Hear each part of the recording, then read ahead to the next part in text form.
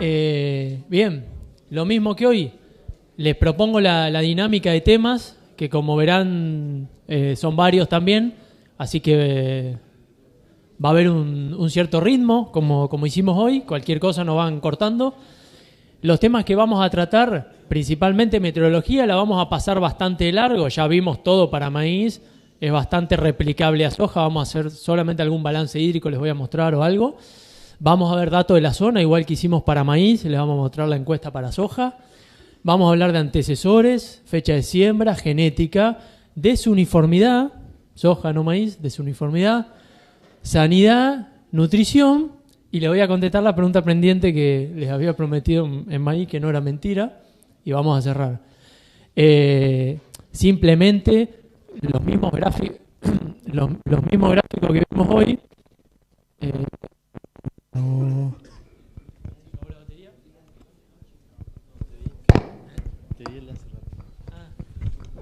Hola. Bueno, los mismos gráficos que vimos, agua útil al primer metro, pero de una fecha de octubre, como para tomar un inicio de fecha de siembra de soja de primera. Bueno, depende de la zona. En este barrio estábamos bastante mejor o cerca.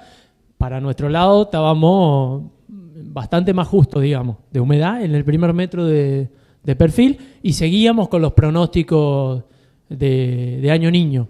¿Bien?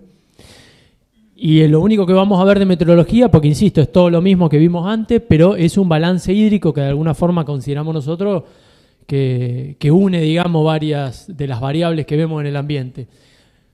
Fecha de siembra, principio de noviembre, soja de primera para el trébol, balance hídrico, agua por todos lados. Es decir, en general, muchos puntos celestes, convivimos con un estado hídrico cercano a capacidad de campo y exceso hídrico casi durante todas las etapas iniciales del cultivo. Y lo único que hubo es en la segunda parte del periodo crítico, esto fue febrero, acuérdense, la segunda quincena, un bache de precipitaciones que nos permitió, además, atado a una demanda en ese momento importante de agua de la soja, disminuir el nivel de agua útiles a valores normales en el área verde. Bien, exactamente lo mismo pasó para el barrio Marco Juárez, y en el barrio de Venado, a diferencia de lo que veíamos en maíz, la situación fue prácticamente la misma que para el resto. O sea, en soja de primera, el tema de balance hídrico, excesos y déficit fueron los mismos en general para nuestra macrorregión. Y lo mismo para soja de segunda, bien, bueno, lo que nos pasaba con maíz tardío versus maíz temprano, es la misma situación, desplazada un poco más hacia algo más tardío, o digamos, hacia la derecha de ustedes, ¿no? Pero sí lo que podemos ver es que la disminución del agua útil de febrero a la soja de segunda le agarran los inicios del periodo crítico, y luego, cercano allá por marzo, fines de marzo, hubo otra disminución del nivel de agua útil. De todas formas, acuérdense que la banda verde son los rangos normales históricos, con lo cual tampoco es que nos disminuimos a punto de marchitez permanente ni cerca, ¿no? Pero sí estuvimos en 50% o un poco menos de agua útil, sin napa. Bien. Lo mismo exactamente para Marco Juárez y exactamente lo mismo para Venado. En soja, ambientes muy similares para todos nosotros. Le dije que le iba a mostrar datos de la última campaña a través de la encuesta que hicimos en la mesa. Bueno, aquí tienen la información de soja. Esto es superficie relevada por cada CREA, bien, de primera, de segunda y total. Y lo que tienen en el gráfico es del 100% de soja que hizo cada CREA, en azul qué porcentaje representó la soja de primera y en rojo qué porcentaje representó la soja de segunda. De 173.000 hectáreas, que se supone que más o menos sembramos esta campaña de esos cultivos, un 55% de ese total fue soja de primera y un 45% soja de segunda. Pero se empiezan a ver algunos grupos, 5 grupos de hecho, o sea, un 30%, un 33% de grupos que tuvo 50% o más del total de superficie de soja con soja de segunda. De alguna forma son estos que hablábamos hoy, empresas, CREAs, que están intensificando un poquito más la rotación con doble cultivo. ¿Bien? Y en cuanto a rendimientos, esto también serían datos dentro de todo bastante cerrados ya, digamos, ¿no? Más allá de algunos casos puntuales. Rendimiento de soja de primera en azul, de soja de segunda en rojo, ¿bien? Y lo que pueden ver es, bueno, variabilidad entre CREAs, somos una zona muy dispersa, obviamente, pero los promedios, que es las últimas barras, la última de acá, son 43 quintales para soja de primera y 37 quintales para soja de segunda. La diferencia, como ustedes lo pueden calcular, fue de 6 quintales entre ambos, pero claramente tenemos grupos que tienen solamente 4 quintales o tuvieron solamente 4 quintales entre una y otra, y grupos que tuvieron hasta 14. ¿Bien? Perdón. Y una pregunta que nos hacíamos es, como poniendo 40 quintales, un corte arbitrario, ¿cuántos grupos tuvieron 40 quintales o más? Bueno, en soja de primera, 11 de los 16. En soja de segunda, 3 de los 16.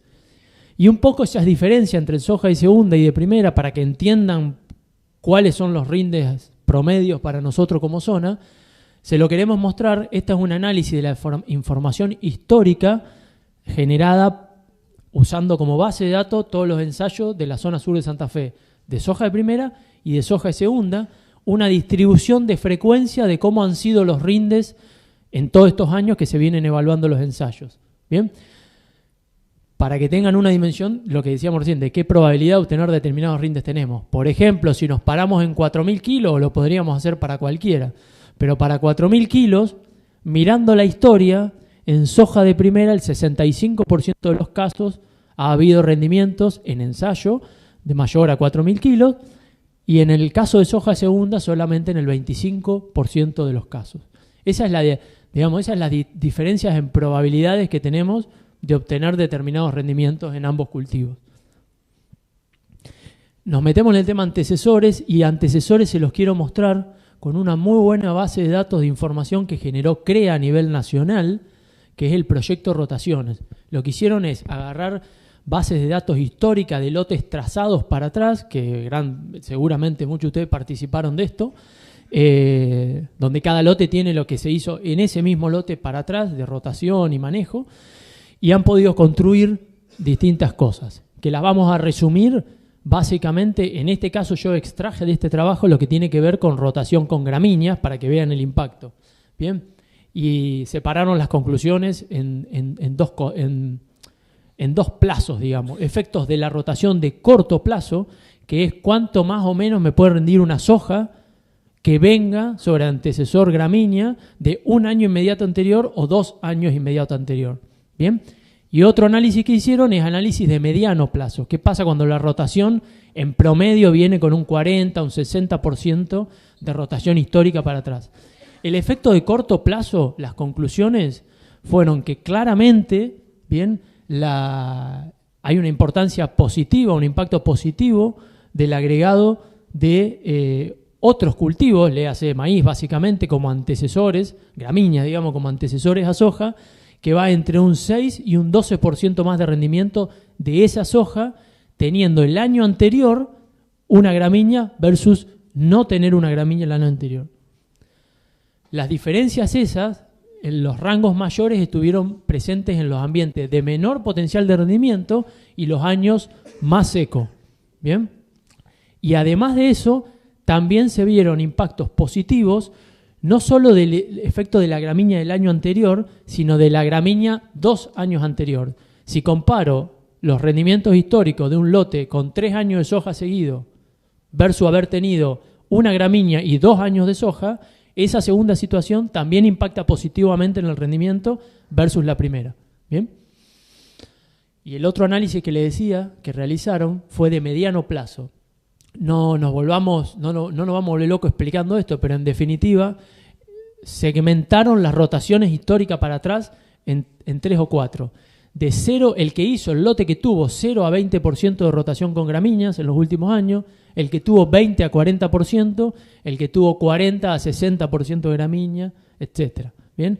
Y lo segmentaron a los análisis, midieron el rendimiento de soja, obviamente, en este caso, y lo segmentaron por fase climática. ¿Bien? Más llovedor, menos llovedor. Las conclusiones fueron las siguientes. Hay un impacto negativo del monocultivo de soja sobre la misma productividad del rinde de esa soja. ¿Bien? Rinde menos la soja que viene con años sin gramíneas previamente. ¿Bien? El aumento de productividad en rotaciones con incorporación de al menos un 20 a 40% de gramíneas es alrededor del 5%. Esta es nuestra situación normal. En las rotaciones típicas del 33% estaríamos dentro de ese rango. Estaríamos obteniendo un beneficio en soja cercano al 5% por hacer esas gramíneas previamente. ¿Bien? Y las rotaciones con más incorporación de gramínea, por ejemplo 50% por tomar un valor medio, tuvieron 11% más de productividad de soja de primera versus las que no tuvieron esa rotación de gramínea. ¿Bien?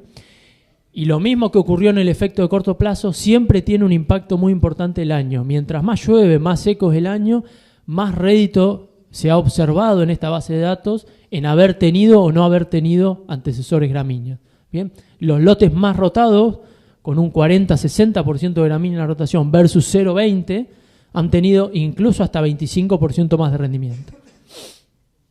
Y un subproducto de esto que me parece muy importante, y atándolo con el nitrógeno que vimos antes en maíz, es para que empecemos a medir un par de cositas que no solemos medir. Lo que hicieron ellos fue realizar estimar, digamos, indicadores ambientales de esas rotaciones. Distintos tipos de indicadores, algunos de los cuales les mostramos acá.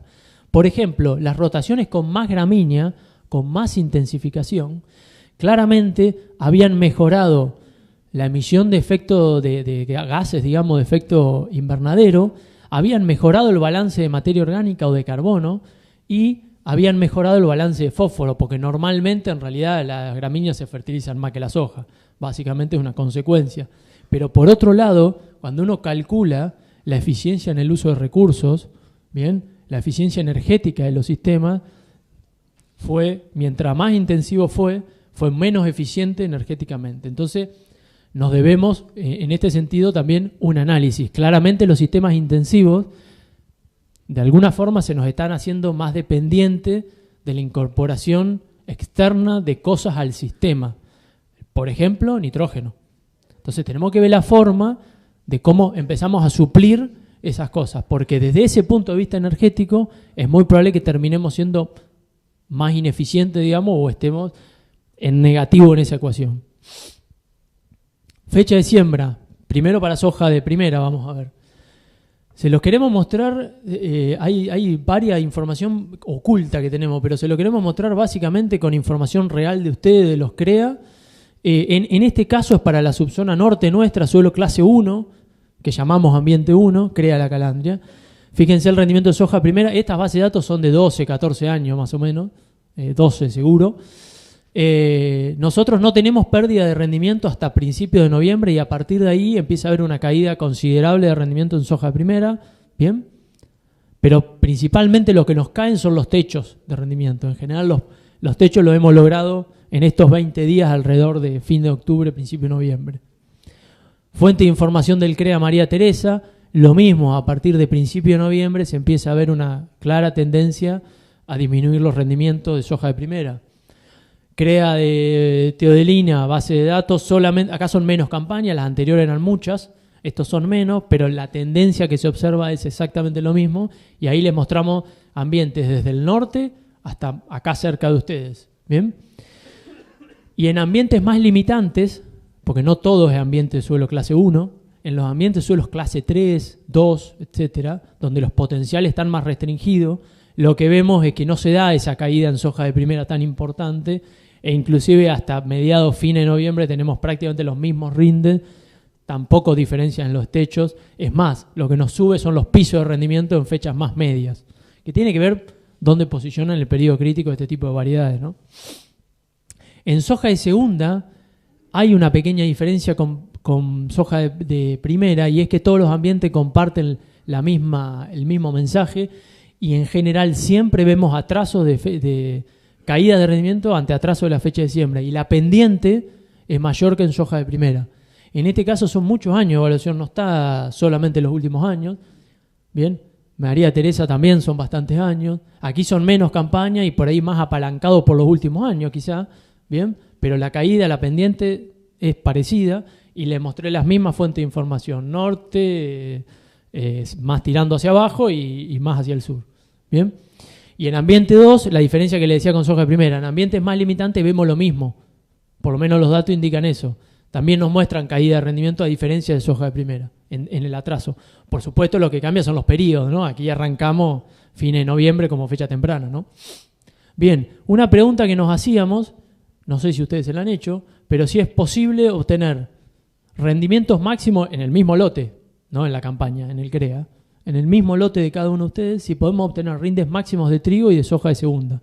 Bien, es un poco en los planteos también intensivos para ver a dónde apuntamos, digamos, ¿no? Esta es una base de datos del CREA Santa Isabel, también muchos años, y ellos lo que dicen, un rinde muy alto para nosotros, o máximo pero alcanzable, digamos, en trigo, es 60 quintales, y en soja de segunda 40. Cuando trazamos esas dos líneas, en la historia no han aparecido lotes casi que hayan tenido ambos rendimientos juntos en el mismo año. ¿Bien?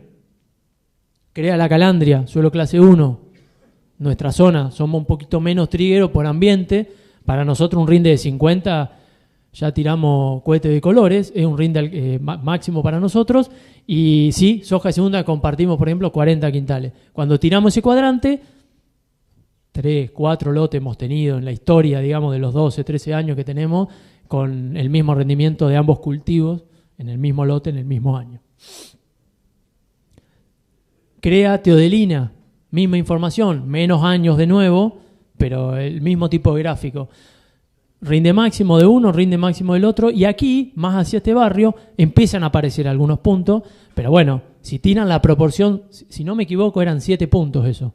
Son 7 puntos en toda la nube, ¿tá? Difícil llegar. La pregunta que nos hicimos nosotros, y vamos a tratar de ver si podemos responder algo después, es si podemos cambiar nosotros algo, o sea, si acá no estamos llegando por un tema ambiental o por un tema de manejo. Una de las primeras conclusiones que llegamos en realidad es que es agua, ¿no? O sea, claramente el agua debería estar solucionada en este tipo de sistema, porque cuando uno analiza información histórica, habla con los especialistas de estos cultivos y demás, una de las principales limitantes, hoy es difícil decirlo por los excesos que venimos teniendo en muchos lugares, pero del cultivo de segunda es el agua, digamos, ¿tá? Entonces, si de tener solucionada el agua por napa o por año niño, la pregunta sería, ¿podemos cambiar algo nosotros para que nos rinda más esa soja de segunda? Y la vamos a responder un poquito más adelante en la parte nutricional. ¿Bien? Nos metemos en genética. Este es un resumen general de los ensayos de la última campaña del sur de Santa Fe, de la 18-19, todas las variedades en promedio de todas las localidades. ¿Bien? Aquí lo que pueden ver es que en general hay una, digamos, estadísticamente, si uno analiza esto, claramente hay diferencias después vamos a ver entre localidades, pero hay un pelotón grande, digamos, que rindió bastante parecido, a pesar de que hubo algunas variedades que se destacaron. Por ejemplo, en promedio, 46R18. ¿Bien? Pero está bueno esto de nuevo, igual que lo vimos en maíz, es importante que ustedes miren en cada uno los barrios cercanos, digamos, porque al igual que vimos en maíz, no siempre las variedades que más rindieron en un ambiente fueron las mejores en otro. El esquema del cuadro es el mismo que expliqué en maíz, con los colores y demás. ¿Bien? El verde es el mayor rendimiento, el rojo el rendimiento más bajo para ese sitio y así para todos. Una aclaración que queda visualmente impactado, digamos, pero es un tema más técnico y estadístico. Estas dos variedades, que es 46R18 y 4927 Pro, están aquí abajo solamente porque no estuvieron presentes en dos sitios. Entonces, estadísticamente uno no las puede unir a lo otro por un tema técnico, digamos, pero los rendimientos promedios fueron muy buenos, especialmente de la primera, 5%, de hecho esta, si uno lo toma en términos porcentuales, fue la primera en promedio de todas las variedades. ¿Bien? En segundo lugar, 4309, estuvo muy bien posicionada, Syngenta 4x9, Syngenta 5x1 y 4326 de Asgrow. Todas esas que nombré estuvieron con un índice por encima de 100, ¿tá? Superando el promedio general. Pero lo mismo, interacción, genotipo ambiente, ¿tá? Por ejemplo, Asgrow 4326, muy bien, muy verde en algunas localidades, rojo y anaranjado en otras, ¿tá? Hubo interacción.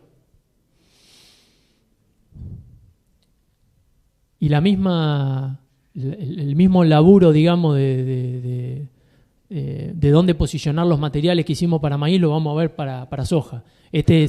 Me ahorro un poco la explicación, pero recuerden que esto es la potencialidad del ambiente. Esto es los datos para esta última campaña. Bien, ¿qué variedades se posicionaron cuando los sitios fueron de mayor potencial de rinde? 4309 y 46R18 fueron las que se destacaron. Y en los ambientes que hubo menor potencial de rendimiento, esta campaña solamente, también estuvo la 40R16, la Syngenta 5x1 y 4309. O sea, 4309 de esta campaña y 46R18 fueron variedades que fueron de un comportamiento bueno, pero estable a su vez. Independientemente del ambiente, estuvieron bastante bien posicionadas. Para que tomen un poquito más de info, digamos, y que le demos solidez al análisis, les mostramos dos fuentes de información más de base de datos de variedades, simplemente para ver si se coinciden o no las variedades que se destacaron este año en otras redes. Por ejemplo, está la red de INTA Oliveros, muchas localidades, muchos materiales, pero bueno, de nuevo, no se ve nada, pero se los cuento. 4309 coincide bastante con nuestra red, estuvo bastante bien posicionada. Acá lo mismo, perdón, acá abajo hay materiales que están abajo por no estar presentes en todos los sitios, pero que si ven los índices promedio son muy buenos. Los que están marcados con rojo superan al promedio. Bien, y aquí figura 4927. Bueno, 4326 también aparece acá, Syngenta 4x1, Don Mario 46R18. Todas las que les estoy nombrando fueron muy coincidentes con nuestra red sur de Santa Fe. Y la red CREA Norte de Buenos Aires, las diferencias, bueno, como para tomar de variedad testigos, si quieren, 4612, que es esa que está acá. En INTA Oliveros estuvo alrededor de la mitad y en nuestra red también estuvo en rindes promedios, digamos. La diferencia CREA Norte de Buenos Aires, la red de ellos de esta última campaña, se repiten de nuevo 46R18, 4309, aparece un poco mejor 40R16, en nuestra red estuvo más mitad de tabla, esta campaña en esta red estuvo un poquito dentro de la primera gama de variedades, pero sigue 54x1, digamos, repiten mucho las variedades. La diferencia es que por ahí 46.2 en esta red estuvo bastante arriba punteando, a diferencia de las nuestras, ¿bien? Pero el concepto general fue el mismo para las tres redes que vimos.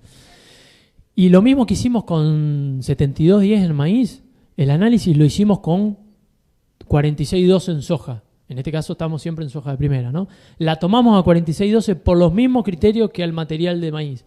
Es la única variedad, una de las pocas variedades que la tenemos hace muchos años en la red, que no ha salido.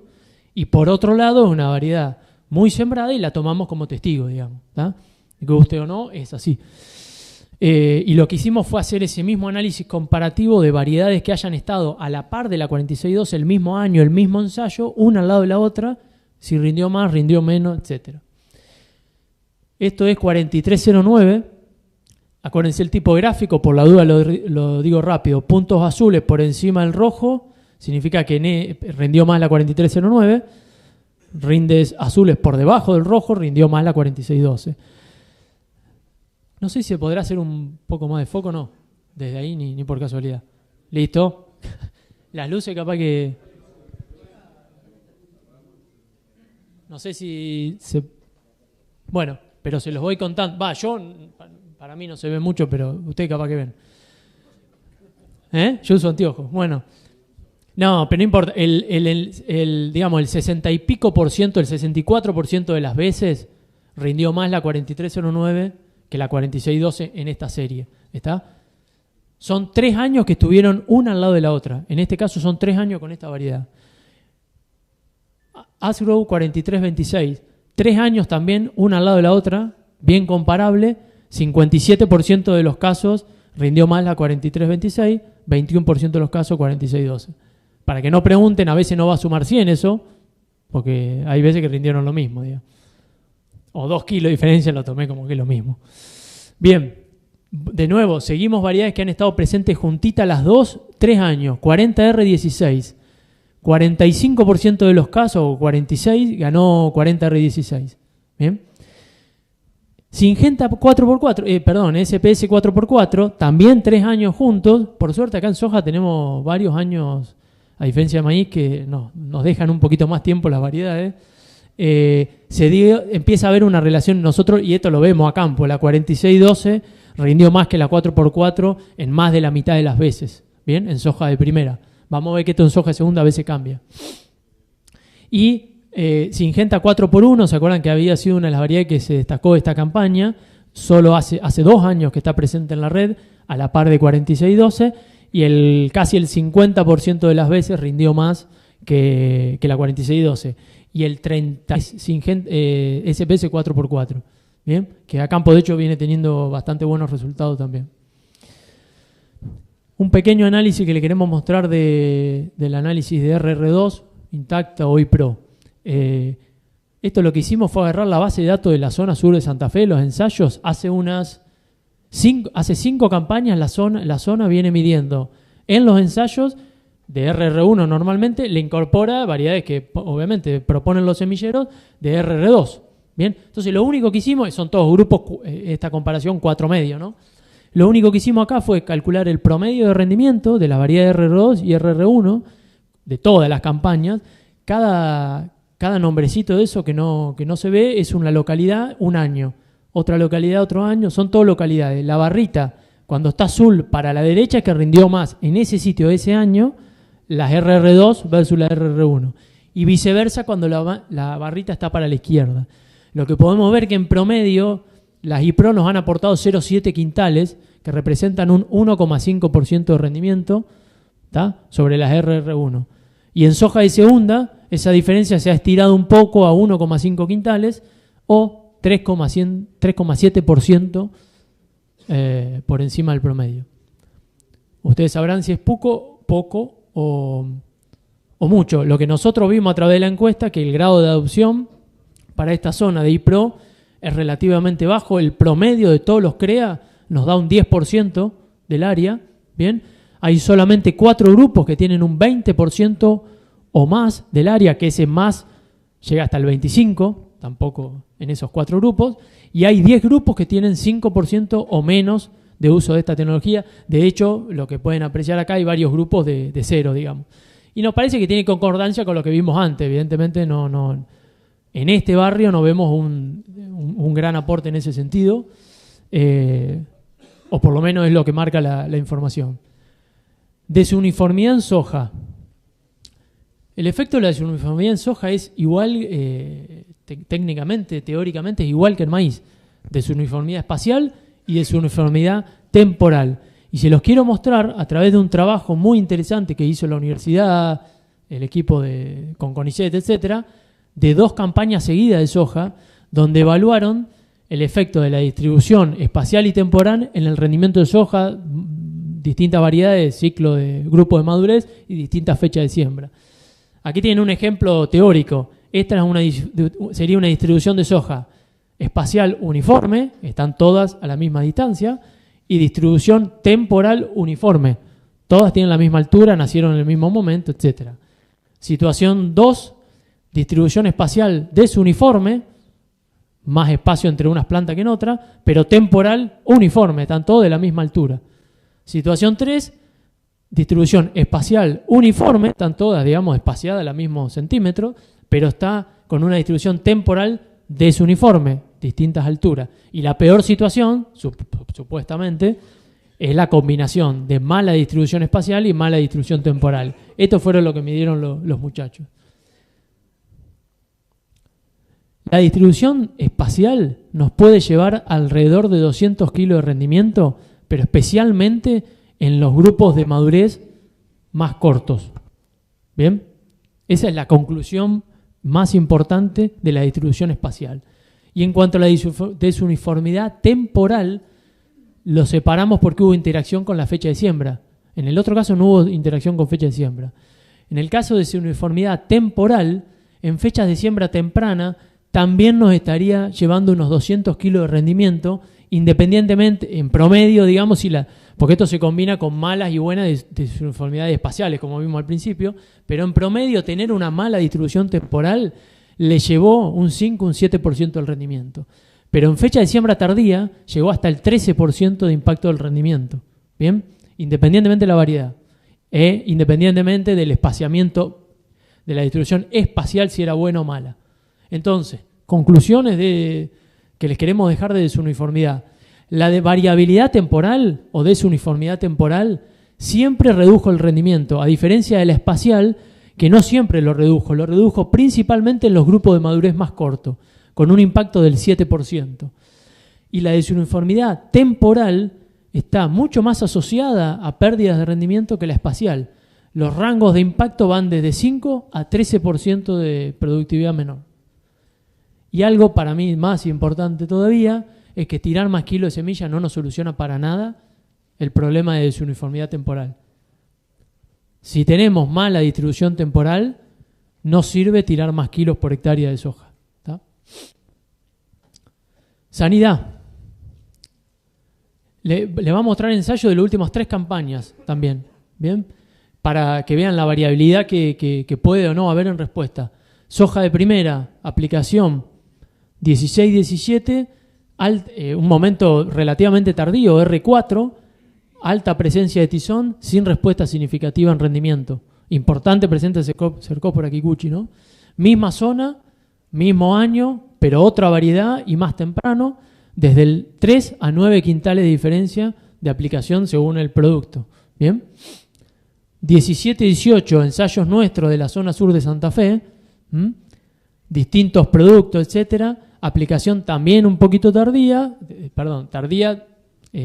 digamos, evaluando como R3, R5 un periodo crítico, digamos, y pensando en Cercospora, la latencia que tiene dentro de la planta, por eso nombro algo tardía, no porque sea tardía en sí el ensayo, ¿no? Pero no hubo respuestas significativas a la aplicación de fungicida. Y la última campaña, también se realizaron ensayos en soja primera en la zona sur de Santa Fe, bien, pero lo más importante antes de ver los resultados es el nivel de severidad de Cercospora kikuchi, tizón por Cercospora. Con fungicida y sin fungicida, 13% de severidad. Y esa severidad que fue, digamos, se mantuvo, como pueden ver ahí, sin el uso de fungicida en el testigo, no aumentó. Bien, de alguna forma indirecta nos está marcando que no, evidentemente la enfermedad no prosperó, digamos, en el cultivo, ¿no? En el testigo. Por lo tanto, no vemos diferencia significativa en rendimiento en la aplicación. ¿Bien? Y algo que está muy, muy interesante como laburo, la red CREA Norte de Buenos Aires lleva unos 14 años de evaluación de uso y no uso de fungicida. Y lo que han realizado es una distribución de frecuencia, que yo la rescaté más que nada para ver esto. Lo interesante es que ellos separaron situaciones de presencia de enfermedad y no presencia de enfermedad. Esto tiene que ver con maíz, cuando yo le decía de no aplicar por protocolo, porque supuestamente me da más rendimiento la aplicación de fungicida. Cuando el escenario fue de poca presencia de enfermedad o sin presencia de enfermedad, si el costo, por ejemplo, de aplicar un fungicida, créanme que es de 90 kilos de soja por hectárea, en los escenarios o los años que no hubo presencia de enfermedad o hubo escasa presencia de enfermedad, el 55% de los casos se pagó la aplicación. Pero en un año de alta presión de la enfermedad, el 95% de los casos se pagó la enfermedad. Entonces, y es una de las zonas mucho más parecida a nosotros en cuanto a posibilidad de respuesta de uso de fungicida en el cultivo. Entonces, evaluemos la interacción con el ambiente. Y una pequeña recomendación que en algunos casos usamos, que nos parece piola, que tiene que ver con el nivel de precipitaciones que hay entre R3 y R5 y la respuesta que tengo esperada al uso de un fungicida en R3 o en R5. En general lo que vemos, esto vale mucho principalmente para, bajo mi forma de ver, por lo menos para tizón por Cercospora, que es una enfermedad latente que entra con exceso hídrico, digamos, inicialmente, a veces en la etapa vegetativa incluso, y está latente. Entonces, si medimos las precipitaciones, podemos tener una medida indirecta de qué respuesta podemos llegar a obtener al uso de fungicida en esos momentos. Y en general, las aplicaciones tempranas son mejores que las tardías, entre comillas, cuando tenemos presión de enfermedad, ¿no? Bien, nos metemos en nutrición, y en este caso fósforo primero. La misma base de datos que vimos para maíz, pero para soja. Todos los ensayos de soja de los 20 años de nuestra zona nos indican un rango un poco superior a maíz, entre 12 y 16 partes por millón de rango, digamos, en el cual nos movemos. Por debajo de ese rango fertilizamos casi obligadamente porque en realidad tenemos alta respuesta, probabilidad de respuesta y de kilos importantes. Y en azufre también es un poco más alto que el maíz, el valor es alrededor de 10 partes por millón. Acá vale lo mismo que el nitrógeno anaeróbico, todo lo que hablamos para maíz, va todo acá. Si yo pudiese tener el valor de NAN, puedo también tomar decisiones para fertilizar o no un lote que va a soja. Y algo interesante que sale de la red de nutrición de nuestra zona son que los tratamientos que vienen teniendo azufre en reposición anualmente empezaron a marcar también mejores rendimientos de soja. Y eso tiene que ver con la nutrición del sistema per se, más allá de la nutrición como esta, que es tengo tanto de azufre, le tengo que tirar tanto, digamos. Evidentemente estamos teniendo efectos residuales y está bueno poder pensar en fertilizar los cultivos anteriores a la soja de segunda también. Y un tema que les queremos nombrar es el nitrógeno en soja, que si bien parece medio raro, varios de ustedes ya seguramente lo han visto. En la red de nutrición empezaron a marcarse, así como con azufre, rendimientos de soja superiores en los tratamientos que se le nutría con nitrógeno a las gramíneas versus las que no se los nutría. Entonces se empezó a generar una pregunta de posible respuesta a un nitrógeno residual en soja que viene digamos, de la rotación. En base a eso, la zona, algo muy interesante que va a hacer este año, ya está ejecutándose, son ensayos de vicia, soja, para ver posible efecto residual de, básicamente, nitrógeno aquí sobre soja de primera. ¿Bien? Y en base a esas preguntas, algunos hemos medido algunas cosas. ¿Bien? Si fertilizando más el trigo, nos preguntábamos nosotros, teníamos mayor rendimiento en soja, por eso que veíamos de la red sur de Santa Fe. Esto es para la zona de Las Rosas y alrededores, mismo campo, 2 años seguidos. Este es 1 año. Aquí tienen modelo nitrogenado del trigo y esa es la curva de nitrógeno del trigo. Respondió ese año particular muy bien al agregado de nitrógeno. Para los que no ven, ahí estamos hablando de 6.000, 7.000 kilos de trigo ese año. Para nosotros es histórico. Y la soja de segunda que le siguió, no hicimos nada, dejamos las estacas y medimos los rindes en soja de segunda, a ver si teníamos algún efecto residual. Bueno, ese año nos dio respuesta, digamos, hasta cierto modelo, ¿no?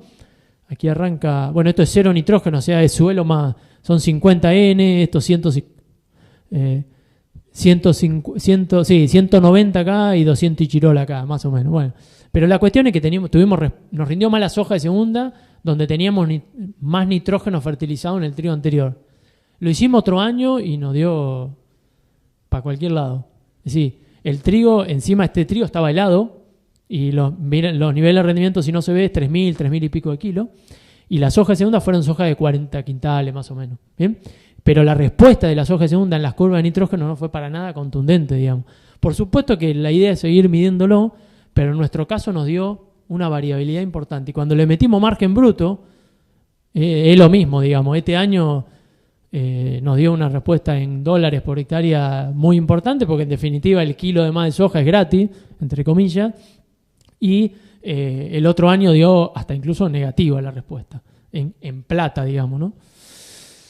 Y para mostrarle datos más locales de ustedes, de este barrio, estos son datos del CREA Teodelina y Ascensión, distinto, porque esto lo que hicieron fueron directamente ensayos a propósito. Fertilizaron con urea, básicamente boleada, por ejemplo,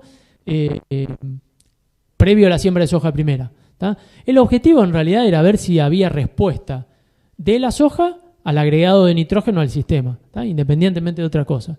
Y lo hicieron con distintos antecesores: maíz temprano, soja primera, trigo, maíz y maíz tardío. ¿Tá? Y los puntitos rojos tienen la respuesta, que se las cuento: 200 y piquito de kilos, 30 kilos, 400 kilos y 110 kilos.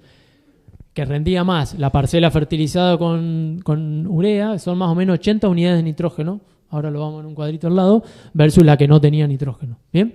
Entonces, ellos lo que están viendo que hay una respuesta de soja a ese nitrógeno. Una aclaración que me parece importante, que está bueno si están los del CREA o asesores, que lo comenten después, pero son sistemas que vienen dándole rosquita a la intensificación. Y es lo que yo les nombraba anteriormente. Esto no tiene nada de raro que ocurra, pero al revés, yo lo que le planteaba a ellos es que yo lo tomaría como una alerta, en definitiva, para empezar a ver que los sistemas, como le dije hoy, cada vez que nos intensificamos, tenemos que hacernos un poquito más dependientes del agregado de determinadas cosas. En este caso nos está mostrando el nitrógeno. Por supuesto, cuando uno le mete el número económico, cualquiera de esas respuestas da negativa. ¿está? Salvo la de 400 y pico de kilos sobre un trigo maíz. Pero bueno, ese es otro cantar. El objetivo de esto no era el económico, era ver simplemente si el sistema empezaba a tener respuesta a nitrógeno en soja, no en gramínea. Y un capítulo que le queremos dedicar a un temita que hay mucho dando vuelta, pero que nos parece importante comentarles, justamente para bajar un poco a tierra algunos conceptos, es nosotros le pusimos títulos bioestimulantes, pero en realidad hay mucho de esto que son fertilizantes foliares, macro y micronutrientes, y también mezclado con bioestimulantes, es decir, subproductos de algas, de bacterias. La verdad que es un mercado muy grande, pero que empieza a ver algunos resultados, por lo menos para prestar atención. Estos son 2 ensayos que les voy a mostrar. Estos digamos, clase 1 son a las rosas. Hay un par de productos que nos empezaron a dar entre 4 y 6% más de rendimiento. En general, estos productos que les marco son nutrientes, macro y micronutrientes, ¿bien? Y alguno tiene lo que les comentaba recién. Lo quiero decir de la forma más técnica posible. Pero subproductos derivados de algas o directamente bacterias, por ejemplo, Bacillus, Pseudomonas, etcétera, agregados, ¿no? Pero más allá de los productos, la respuesta. Esto es un suelo totalmente distinto, la misma campaña que les mostré antes, pero suelo clase 3, clase 4, mucho menor potencial rendimiento en soja de primera, y de estos productos nos dieron entre 1 y 14% de respuesta a rendimiento. Tiene mucha lógica esto, porque en realidad en estos ambientes el shock que yo le puedo dar con determinado producto es beneficioso. Pero ahí lo que cobra más relevancia no es el producto, sino que es la decisión agronómica de qué producto utilizar, porque hay mucho en el mercado y que actúan de forma distinta. Fíjense, estos son datos del CREA Teodelina, soja de segunda, la última campaña. Hicieron un testigo, hicieron fungicida, tradicionalmente como usamos, y también un producto que de alguna forma es un inductor de las defensas naturales, por decirlo así, de la planta, que la verdad es que empezó a mostrar pequeñas mejorías en la respuesta. Yo lo único que observé que se aplicó justo en principio de la segunda quincena de febrero, no sé si se acuerdan de lo climático, pero donde hubo el bache hídrico, ¿bien? Pero bueno, empieza a haber algo de respuesta, pero sobre todo, la principal respuesta tuvo con el fungicida y en segundo lugar con el agregado de estos productos. Y otra cosa parecida, soja de segunda, también CREA del barrio parecido, CREA Ascensión, campaña 17-18, testigo, fungicida y el fungicida, pero en general agregado con otros productos. En este ensayo sí podemos, para no meternos en detalle y generalizar un poco, en general hay mucho de fosfito acá dando vuelta en estos productos. Y lo que se ve es que en general el fungicida no fue esa campaña lo que aportó el rendimiento, sino lo que fueron los fosfitos, digamos, o los extras que tuvieron los agregados. Entonces está bueno, muy interesante este ensayo que les genera de nuevo esas preguntas a ellos en cuanto a respuesta de los otros productos, no solo del fungicida. Y la zona sur de Santa Fe, esta campaña que acaba de concluir, hizo un ensayo en soja de primera también de este tipo de productos. Al igual que en el CREA Ascensión y Teodelina. En realidad lo que hicieron fue utilizar fungicidas de base y después le agregaron productos bioestimulantes o nutricionales. ¿Bien? En este caso, para esta campaña, en 2 localidades, en promedio, estadísticamente no hubo diferencia significativa, ¿bien? Con 4 repeticiones. De todas formas, uno analiza el RIN del testigo y de los restos de los tratamientos, hay entre 300 y 600 kilos de respuesta a rendimiento. Y son, creo, las cosas que nos deben generar las preguntas, digamos, más allá del análisis estadístico. Al igual que en maíz, yo les comenté que empecemos a ver otros nutrientes. Vale lo mismo de potasio para soja, no lo pongo porque es redundante, hay que empezar a prestar atención en las localidades que consideren necesario el potasio y empiecen a ver otras cosas. Gran parte de los productos que yo les mostré antes tienen boro, tienen calcio, tienen todos los productos que mejoran, por ejemplo, la fijación de flores. Por eso no es raro que empecemos a ver ensayos con respuesta a nutrientes que no los estamos teniendo en cuenta. Y nuestra propuesta, en realidad, es que piensen siempre en una nutrición integral. Cuando vemos los datos de la Red Sur de Santa Fe y hacemos un análisis histórico, en general, independientemente del cultivo, ¿tá? Esto es para maíz, si no me equivoco, pero independientemente del cultivo, en general, después del diario el lunes terminan rindiendo más los tratamientos donde la nutrición fue más balanceada, que serían los últimos, los de color violeta, ¿bien? Donde además de fertilizar con los macros, se tuvieron en cuenta micronutrientes y otros macros que no lo tenemos en cuenta. Y cuando uno le hace el análisis económico y la rentabilidad, el retorno de la inversión, en general siempre ha dado positivo. ¿Está? Porque un intercambio en esto es que, bueno, rinden más, pero sale mucho más caro, ¿no? La nutrición balanceada. La respuesta que le debía de maíz. ¿Cómo hacemos para obtener más nutrientes por debajo de los 20, 30 centímetros? No sé si alguno pensó la... ¿Eh? Sí. ¿Trigo? No lo conozco. Bueno, la próxima charla, trigo perenne. Bien, más raíz. Sí, claro, no, microorganismos. Básicamente, después lo atamos a los cultivos de cobertura, van a ver claramente porque es raíces. Pero en realidad lo que nos dan los nutrientes, en general, siempre son los microorganismos o organismos, el nombre que le quieran poner, descomponiendo la materia orgánica. Uno de los principales, como para llevarnos un subproducto, porque esto es un mundo para charla de 10 días más o menos, pero las micorrizas son un claro ejemplo concreto y específico de aporte en este sentido. ¿Bien? Más o menos a nivel... La estiré un poquito para los costados de la imagen para que quede como más impactante, pero más o menos lo que hacen es eso en realidad. Tejen una red de extensión de las raíces, de las micorrizas, ¿no? Ventajas algunas, aumento de superficie efectiva de raíces. Por lo tanto, tengo más posibilidad de llegar a cualquier cosa, sea agua en el caso de una sequía, ¿no? Que no es el caso que nos está tocando, pero por ejemplo nutrientes. Muchas de ellas solubilizan fósforo que las raíces mismas no lo pueden hacer. Entonces se genera una simbiosis, técnicamente hablando, entre la raíz, que le entrega determinadas cosas a la micorriza, y la micorriza le entrega determinadas cosas a la raíz, y así se genera la relación. ¿Bien? Mayor disponibilidad de nutrientes, es muy importante esto, menor incidencia de enfermedades a nivel radicular. No es menor, no le damos mucha bolilla en soja, pero existe. ¿Cómo podemos favorecer las micorrizas o incrementarlas? Hay dos cosas principales. Una es diversidad de cultivos. O sea, mientras más monocultivo hagamos, y no importa si es soja, maíz, trigo, menos posibilidades de generar micorrizas en forma natural, estoy hablando, ¿no? Porque todas las plantas, la mayoría hacen micorrizas, digamos, ¿no? Pero especialmente diversidad con especies que hagan una fuerte actividad micorrítica. Por ejemplo, algunas de esas están acá, pero son las leguminosas, ¿bien? O el girasol, por ejemplo, como otra familia, ¿bien? Ahí lo dijeron, claramente cultivos de cobertura o doble cultivo. Digamos, el tema es mantener vivo el suelo durante la mayor parte del año, porque estos tipos comen raíces, comen materia orgánica, en definitiva cualquier otro organismo, y lo que necesitan es un cultivo creciendo, que es el concepto que por ahí tenemos que cambiar un poco. Y lo que no le gusta mucho a este tipo de hongos es el anegamiento, lamentablemente, y el laboreo. La activación de ese nivel de temperatura y de oxidación de la materia orgánica no le gusta mucho. La verdad que no los hace proliferar para nada. Bien, la buena noticia es que parte de estas, por ejemplo, un ejemplo comercial son las tricodermas, las podemos incorporar. Bien, como para arrancar, digamos. Y la actividad microbiana que nosotros queremos favorecer está ligada fuertemente a la materia orgánica, o sea, está relacionada directamente donde está la materia orgánica. Y la materia orgánica, tenemos que, lo que muy bien dijeron ahí, nuestro desafío es generar materia orgánica abajo, porque arriba es bastante fácil, digamos, de hecho ya lo estamos haciendo, pero el desafío es cómo generamos más materia orgánica en profundidad para que allí se desarrollen microorganismos que nos entreguen más nutrientes. ¿Bien?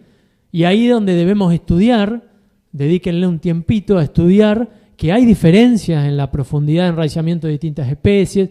Esto está hecho para cultivos de cobertura. Si bien hay menos información de la parte radicular que de la parte aérea a nivel bibliográfico, empieza a haber cada vez más información y está bueno que tomemos decisiones, por ejemplo, de cultivo de cobertura en base a este tipo de cosas. ¿Bien? Cambios en la microbiología del suelo, estos son datos concretos que les quiero mostrar de Silvina Restovich de INTA Pergamino, también muchos años evaluando esto. Han cambiado, dato en concreto para que vean que es real, aumento de carbono, de materia orgánica y de nitrógeno, bien, con la incorporación de los cultivos de cobertura, aumento de la actividad bacteriana y de hongos, midiendo la respiración de ambos, digamos, con la inclusión de maíz vicia, incrementaron cantidad de bacterias, con la intensificación de cultivo de cobertura, la cantidad de hongos. En definitiva, no me interesa tanto qué tipo de bicho es, sino que la actividad biológica en general la mejoraron con la inclusión de cobertura o intensificación agrícola. Y especialmente lo importante es que las mezclas, lo que más incrementa son las mezclas polifíticas. Tenemos que claramente ir a mezclas de especies y olvidarnos un poco de una sola especie de cultivo de cobertura. Termino. Conceptos destacados, algunas oraciones. La metodología para soja, excesos hídricos iniciales, bien, donde nos llovió mucho en noviembre, la verdad es que se sufrió bastante, sobre todo donde había napa cercana, y hubo después baches de lluvias en febrero. Los ambientes con napa no lo sintieron, los ambientes sin napa pueden haberlo sentido un poco más. Y lo que no está bueno de esto es fisiológicamente hablando, exceso y déficit es muy malo para cualquier cultivo. Gramíneas en la rotación correlacionan con mejores rendimientos de soja, sencillo, pero hasta en un 12%. Bien. Relevar indicadores ambientales para nosotros nos parece una deuda pendiente que tenemos las empresas para saber dónde estamos parados y ver si podemos mejorar alguno de ellos o tomar decisiones no solo en base a la rentabilidad y a la fertilización y lo que sea, sino en base al ambiente también. Tenemos penalidad por atraso en la fecha de siembra, desde octubre o noviembre, según si es soja de primera, soja de segunda, en los valores que más o menos vimos hoy en los gráficos. Es difícil lograr, por lo que vimos de la información, insisto, esto no es opinión personal, difícil lograr alto rendimiento de trigo y de soja de segunda en el mismo año, en el mismo lote, ¿bien? Pero bueno, con más recursos, por ejemplo, en un ambiente con napa, como veíamos hoy inicialmente en la charla de maíz, trigo-maíz, solucionando el problema del agua, claramente me ayudaría a poder sostener sobre todo rindes del cultivo de segunda, ¿bien? Pero es difícil. Tenemos muchas variedades con potencial y adaptabilidad, así lo vemos nosotros por lo menos, y lo más importante es que tenemos muy buena info local para tomar decisiones en dónde posicionar las mismas. Prestémosle atención a la desuniformidad en soja. Yo no sé si hay que cambiar tipo de sembradora o no sé quiénes regulan las limitadoras de profundidad en soja o la regulan solo en maíz, pero hay que empezar a prestarle atención. Control de enfermedades claramente según año y presión, no por protocolo. Bien, ustedes lo vieron claramente que hay diferencias en cuándo lo aplico y cómo lo aplico al uso de estas herramientas. La importancia clara de la fertilización por sobre el sistema, buscando, digamos, que haya residualidad de fertilidad en el sistema, digamos, y no solo el agregado en un cultivo puntual, ¿tá? Y todo eso me genera impacto en este caso que estamos hablando de soja. Empieza a haber resultados promisorios, si vale la palabra, con productos que actúan a nivel fisiológico de la planta. Acá lo que que tendría que estar con rojo, es que ya lo dije hoy, hay mucho en el mercado, hay distintos tipos de productos y cada uno actúa según lo que tenga dentro de manera distinta en las plantas y tengo que usarlo, por ejemplo, preventivamente ante un estrés o para salvar el cultivo de un estrés, etcétera. Con lo cual, el criterio agronómico de ustedes con los técnicos es fundamental en la toma de decisiones de esto para no guiarnos por alguna receta puntual.